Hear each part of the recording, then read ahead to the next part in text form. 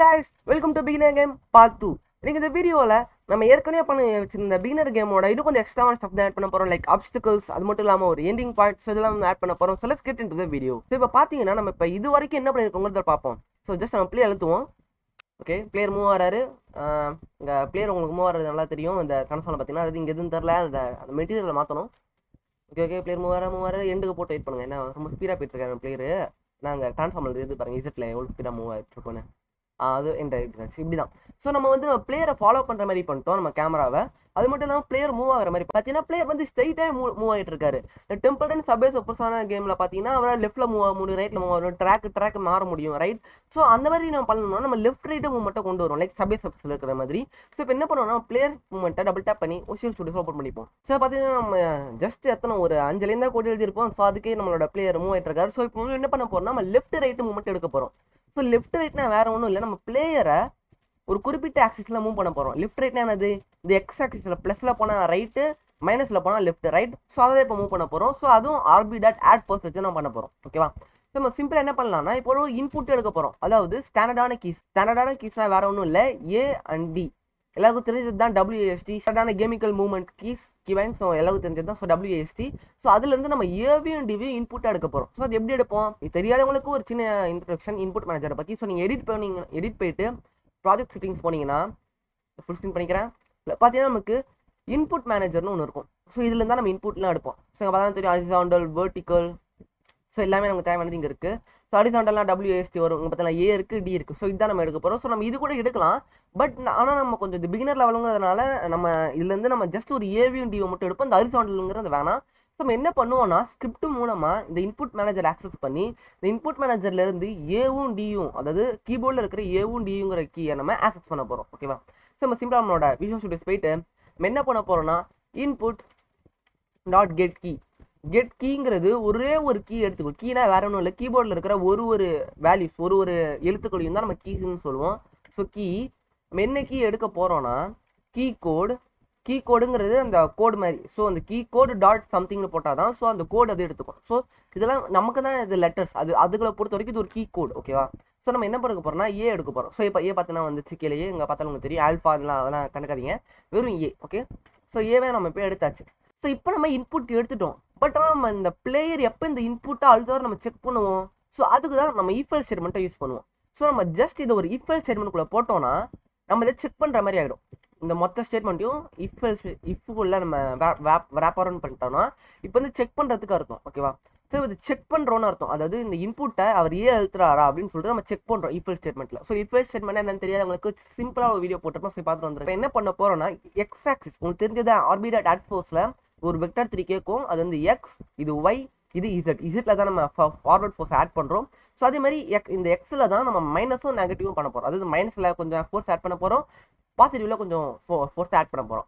So இந்த மாதிரி left right ஃபோர்ஸ்க்காகவே sideway ஃபோர்ஸும் தனியாக நம்ம உருவாக்குவோம். ஸோ எப்பவும் போல இந்த லைனையே நீங்கள் ஜஸ்ட் இந்த லைனுக்கு ஓரமாச்சா நடுவில் வச்சாலும் எங்கே வச்சுட்டு Ctrl D அழுத்துனீங்கன்னா அந்த லைன் அப்படியே இந்த இடத்துல மாறும் நமக்கு. ஸோ எல்லாருக்கும் அது கொஞ்சம் ஸ்டாண்டர்டான ஒரு ஷார்ட் கீ.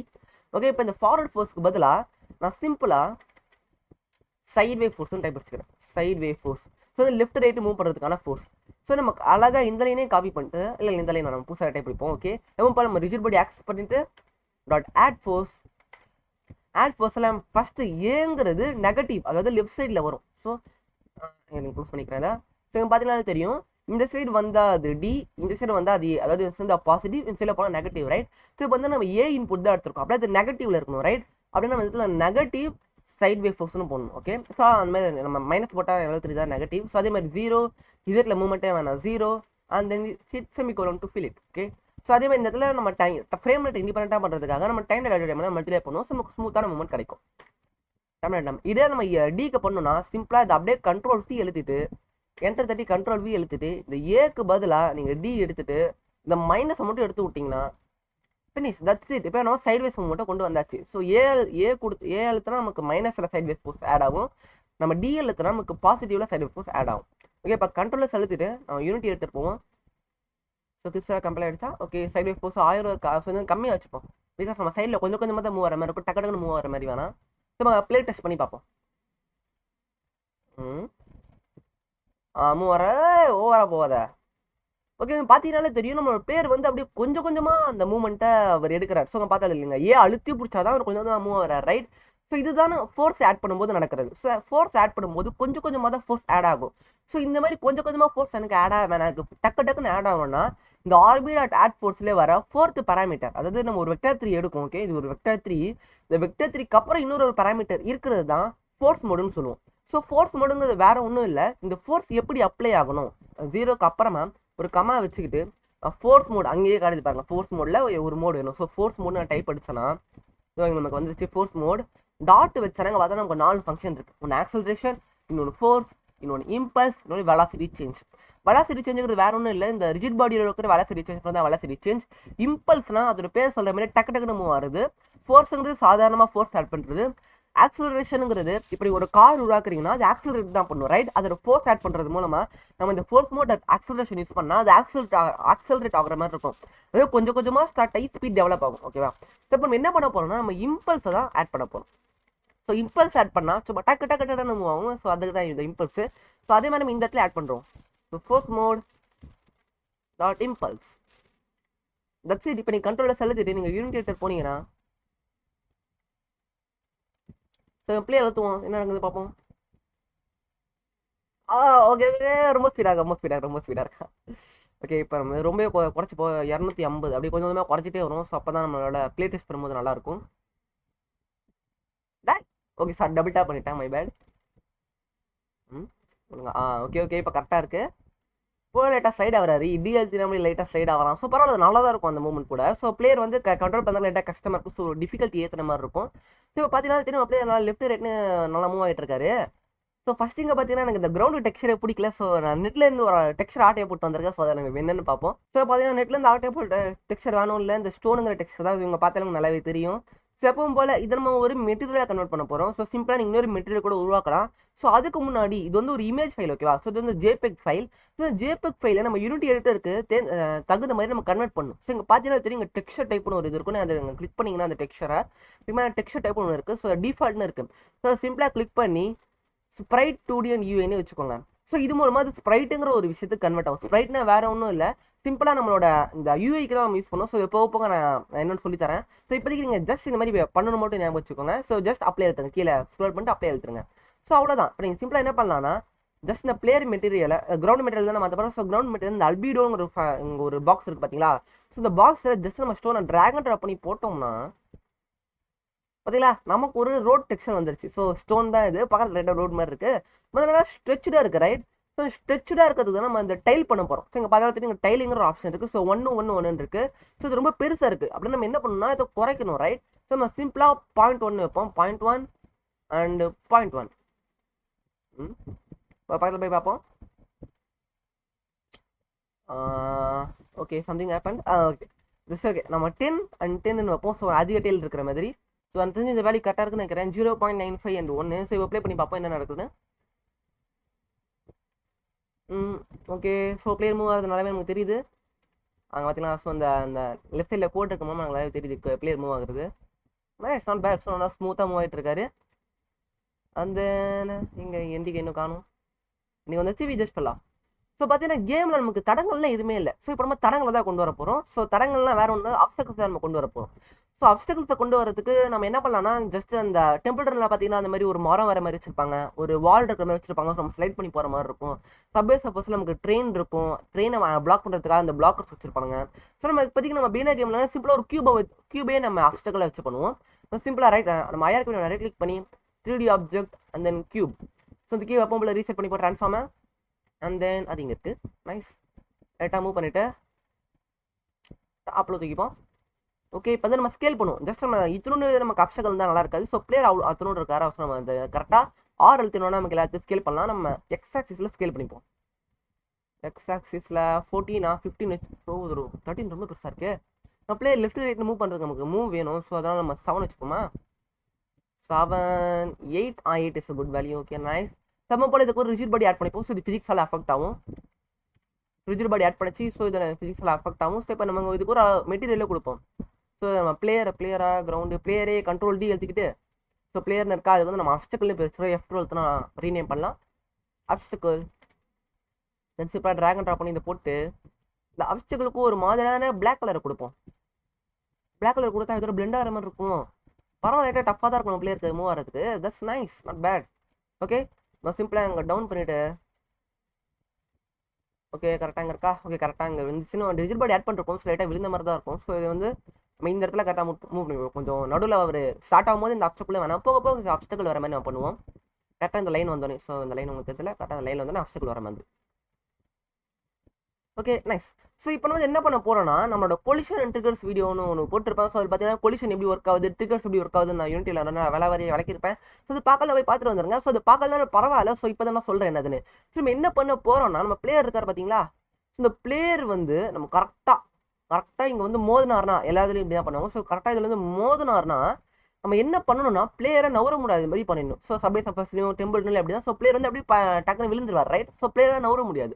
ஸோ நம்ம என்ன பண்ணுவோம்னா, இது கரெக்டாக கொலைட் ஆகுது பார்த்தீங்களா, கொலைட் ஆன அடுத்த செகண்டு இந்த பிளேயர் கேம் ஆப்ஜெக்டில் இருக்கிற இந்த பிளேயர் மூமெண்ட்டை இந்த டிக்கு இருக்குது பார்த்தீங்கன்னா, அந்த டிக்கை எடுத்து விட்ருவோம். ஸோ அது எப்படி இப்போ பண்ணுறது நம்ம ஸ்கிரிப்ட் மூலமாக பார்க்கலாம். நம்ம சிம்பிளாக பேக் போயிடுவோம். ஸோ பேக் போயிட்டு ஸோ அதுக்கு முன்னாடி இப்போ ஸ்கிரிப்ட் விஷயத்துக்கு போகிறதுக்கு முன்னாடி ஒரு சிம்பிளான ஒரு விஷயம் சொல்லிடுறேன். யூனிட்டியில் பொறுத்த வரைக்கும் ஒரு கேம் ஆப்ஜெக்ட்டை நம்ம ஸ்கிரிப்ட் மூலமாக ஐடென்டிஃபை பண்ணுறதுக்கு நம்ம என்ன யூஸ் பண்ணுவோம்னா, டேக்ஸ்னு சொல்லி ஒன்று யூஸ் பண்ணுவோம். டேக்ஸ்னா வேறு ஒன்றும் இல்லை, சிம்பிளாக நம்மளோட ரியல் லைஃப் எக்ஸாம்பிள் எடுத்தப்போ, ஸோ நம்மளோட ஏரியாவில் ஏதாச்சும் ஒரு மாடோ எறும் மாடோ சம்திங் ஒன்று இருக்குன்னு வச்சுக்கோங்களேன். அதில் காதில் பார்த்தீங்கன்னா ஒரு மஞ்சள் கலரில் ஒரு எப்படி சொல்கிறது, ஒரு வாட்கனைஸ் ஒரு கீச்சர் மாதிரி ஒருத்தவங்க ஓட்டிருப்பாங்க. ஸோ அது பேர் தான் டேக்னு சொல்லுவோம். இந்த டேக் மூலமாக இது என்ன மாடு, இது யாருக்காச்சும் சொந்தமாக இருக்கா, எல்லாம் ஃப்ரீயாக சுற்றிட்டு இருக்கா அப்படின்னு சொல்லிட்டு இந்த கவர்மெண்ட் வந்து ஐடென்டிஃபை அதை கணக்கு எடுக்கிறது அந்த டேக்ஸ்னு சொல்லுவோம். ஸோ அதே மாதிரி நம்ம இந்த கேமிங் வேர்ல்டுலையும் நம்ம டேக்ஸ் தான் யூஸ் பண்ணுவோம். ஸோ எத்தனை அந்த டேகை வச்சு ஸோ இதெல்லாம் எத்தனை ஆப்ஜெக்ட் இருக்குன்னு நம்ம ஐடென்டிஃபை பண்ணுவோம். ஸோ எப்பவும் போல நம்மளோட பிளேயருக்கு பார்த்தீங்கன்னா இந்த மேலே லேயர் டேக்ஸ்ன்னு ரெண்டும் இருக்கும். ஸோ லேயர்ஸுங்கிறது நான் அப்புறமா சொல்லித்தரேன். ஸோ இப்போ டேகை பற்றி பார்ப்போம். ஸோ டேக்ஸில் பார்த்தீங்கன்னா respawn, finish, return only, main cover நிறைய இருக்குது.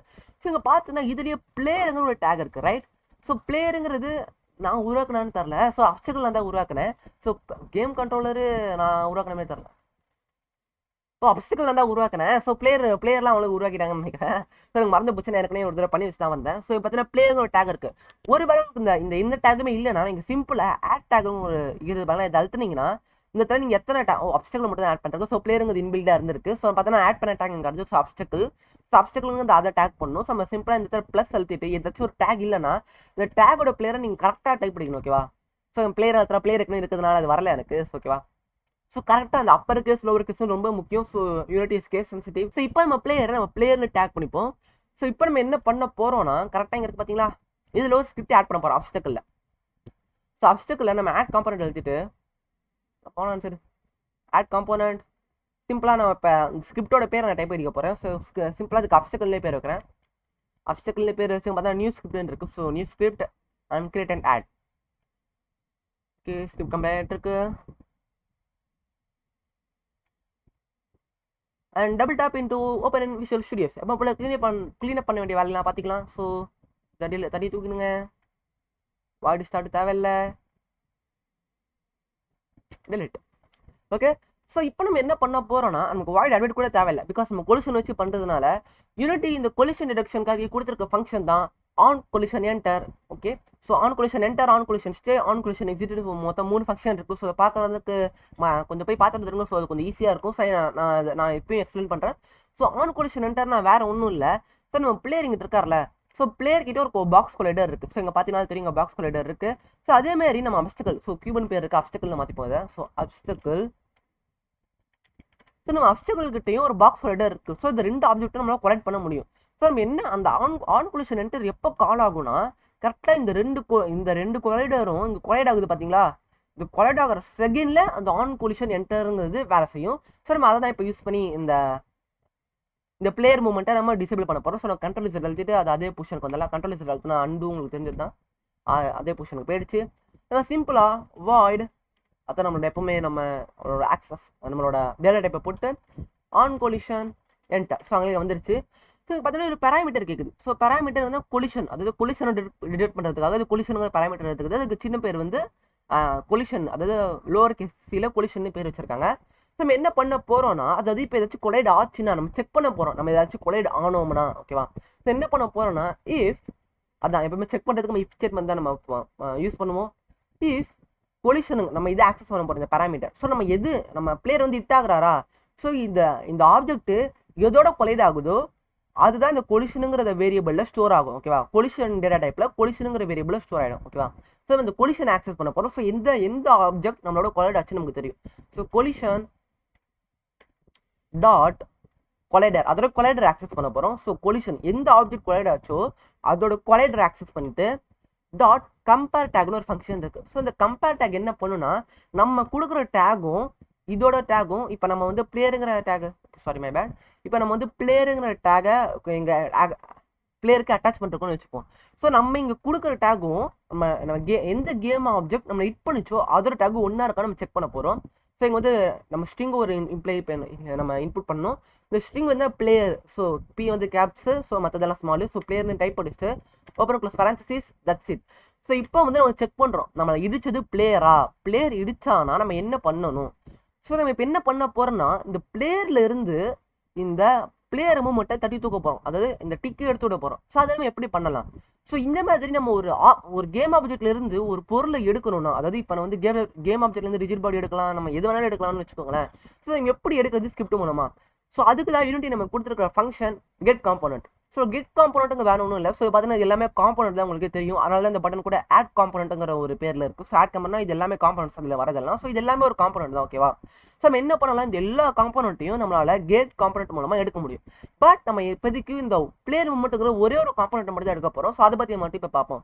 ஸோ இப்போ என்ன பண்ண போகிறோம்னா, இந்த கொலிஷன் பேராமீட்டர்லேருந்து நம்ம செக் பண்ணிட்டோம். ஸோ இப்போ நம்ம இடிச்சது பிளேயர்னு நமக்கு தெரிஞ்சிருச்சு. ஓகேவா, ஸோ நம்ம இந்த கொலிஷன் ஆப்ஜெக்ட்ல இருந்து ஒரு காம்போனன்ட்டை எடுக்க போகிறோம். ஓகேவா, ஸோ என்ன பண்ணுவோம், collision, sorry my bad, auto filling என்னடா பண்ணுற.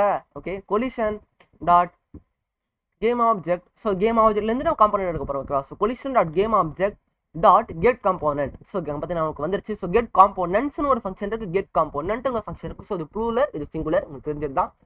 ஸோ சிம்பிளாக அந்த கெட் காம்போனன்ட் அது ஒரே ஒரு காம்போனன்ட் எடுக்க போகிறோம். ஸோ அது வந்து கொலைடர் ஆட்டோ ஃபீல் பண்ணாதடா டே. ஓகே, இது வந்து கொஞ்சம் வித்தியாசமான சின்டாக்ஸில் இருக்கும். இது வந்து ஓப்பன் க்ளோஸ் கேட்டர் தான் ஈக்குவல் டு போடுற மாதிரி இருக்கும். ஸோ போட்டதுக்கப்புறம் இதுக்குள்ள நம்ம என்ன எடுக்க போகிறோம், நம்ம பிளேயர் மூவ்மெண்ட் எடுக்க போகிறோம். ரைட், ஸோ என்ன பண்ணோம்னா பிளேயர் மூவ்மெண்ட். ஸோ பார்த்தா நமக்கு வந்துருச்சு இங்கே கீவேர்டு. ஸோ பிளேயர் மூவ்மெண்ட், டே ஆட்டோ ஃபீல் பண்ணாதடா டே, ஃபாலோ பண்ணுறாங்க யாராவது. ஓகே, டாட் என்னேபிள்ட், அதாவது இந்த டிக் இருக்குது பார்த்தீங்களா. ஸோ இது வந்து இது என்னேபிளாக இருக்குது, இது எடுத்து விட்டா இது டிசேபிள்னு அர்த்தம். ஓகேவா, ஸோ இது வந்து என்னேபிளாக இருக்குது. ஸோ இதை டிசேபிள் பண்ண போகிறோம். ஸோ சிம்பிளாக இந்த இடத்துல வந்து டாட் என்னேபிள்ட், டிசேபிள்னு ஒரு ஃபங்க்ஷன் இல்லை. ஸோ என்னேபிள்டு தான் நம்ம ட்ரூவா ஃபால்ஸாக நம்ம பண்ண போகிறோம். So enabled is equal to false. So இப்போ வந்து நம்ம ஃபால்ஸுங்கிற பண்ணியாச்சு. ஸோ நம்ம பிளே இதுக்கு மேலே மூவ்மெண்ட் ஆக மாட்டோம். ஸோ செக் பண்ணி பார்ப்போமா. ஸோ கண்ட்ரோலில் செலுத்திட்டு நம்ம யூனிட்டி ஏற்றிட்டு போவோம். ஸோ எல்லாம் செக்கையாக இருக்குது. கியூபா, அப்ஸ்டக்கிள் பேர் மாதிரி உனக்கு அப்ஸ்டக்கிள். ஸோ சிம்பிளாக நம்ம எரர் செக்கிங்காக இந்த கொலிஷன் டிடக்ஷனை நம்ம கண்டினியூஸில் வச்சுப்போம். கண்டினியூஸில் தான் இருக்குது. ஸோ ப்ளே பண்ணுவோம் இப்போ. ஓகே, பிளேயர் மூவ் ஆகிறாரு, கரெக்டாக முட்டணும். பிளேயர் நின்றுட்டார். ஸோ பார்த்தீங்கன்னா தெரியும், சீன் போய் காட்டுறேன். பார்த்தீங்கன்னா நம்மளோட இதுவும் மூவ் ஆயிருக்கு. ஸோ நம்ம ரிஜிட் பாடி ஆட் பண்ணதுனால இது மூவ் ஆயிருக்கு. ஸோ அதே மாதிரி பிளேயரும் நின்றுட்டார். உங்கள் பார்த்தாலும் தெரியும் பிளேயர் நல்லா ஸ்டேஷனரி நிற்கிற, ட்ரான்ஸ்ஃபார்மில் எந்த ஒரு சேஞ்சுமே இல்லை. ஸோ பார்த்தா தெரியும் பிளேயர் மட்டும் டிசேபிள் பண்ணியாச்சு. இங்கே பார்த்தீங்கன்னா உங்களுக்கு தெரியும். பட் ஆனால் நம்ம எல்லா கேம்ஸ்லையும் நம்ம ரீஸ்பான் ஆகும். ரைட், இப்போ நம்ம எப்படி நம்ம ரீஸ்பான் பண்ணுறது. ஸோ ரீஸ்பானுங்கிறது ஒரு சீன் மேனேஜர்லாம் இருக்கிற மாதிரி இருக்கும். ஸோ அதை பற்றி நம்ம நெக்ஸ்ட் வீடியோவில் பார்ப்போம். ஸோ இந்த வீடியோவில் நம்ம இப்போதைக்கு என்ன பண்ணியிருக்கோம்னா, நம்ம பிளேயருக்கு ஒரு மூமெண்ட் கொடுத்துருக்கோம், அதாவது லெஃப்ட் ரைட் மூமெண்ட்டு. ஸோ இப்போ நம்ம மாதிரி ப்ளே பண்ணி காட்டுறேன். ஸோ ரீகே போயிட்டு வந்துடும். ஸோ இந்த வீடியோவில் நம்ம என்ன பண்ணியிருக்கோம்னா, பிளேயருக்கு லெஃப்ட் ரைட் ஒரு மூமெண்ட்டை கொடுத்துருக்கோம், ஒரு அப்ஸ்டக்கிள் ஆட் பண்ணியிருக்கோம். அதில் இடிச்சா நம்ம பிளேயர் மூமெண்ட்டை டிசேபிள் பண்ணுற மாதிரி பண்ணியிருக்கோம். ஸோ இதோட அடுத்த வீடியோவில் நம்ம எப்படி நம்ம பிளேயர் ரீஸ்பான் பண்ணுறது, இதே மாதிரி நம்ம எப்படி நிறைய அப்ஸ்டக்கிள் ஆட் பண்ணுறது அதை பற்றி பார்ப்போம். ஸோ தேங்க்ஸ் ஃபார் வாட்சிங். I will see you in the next video. Bye guys.